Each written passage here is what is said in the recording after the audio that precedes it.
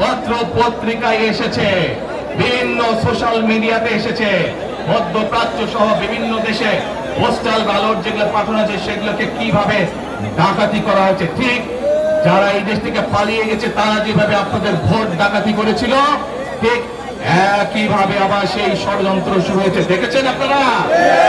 দেখেছেন? প্রিয় ভাই বোনেরা, সেই ষড়যন্ত্রের বিরুদ্ধে সজাগ থাকতে হবে।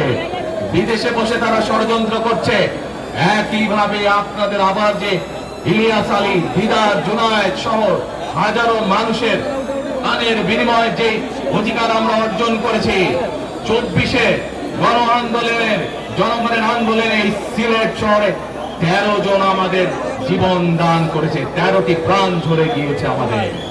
প্রিয় ভাই বোনেরা, এই প্রাণগুলোর বিসর্জনের মাধ্যমে আমরা যে অধিকার আদায়ের পথে নেমেছি, একটি কুচক্রী মহল এর ভিতরে ষড়যন্ত্র শুরু করে দিয়েছে।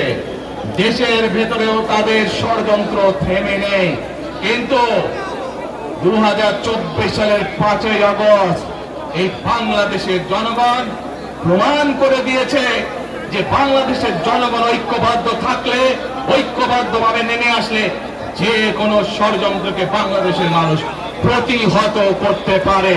পারবেন আপনারা প্রতিহত করতে?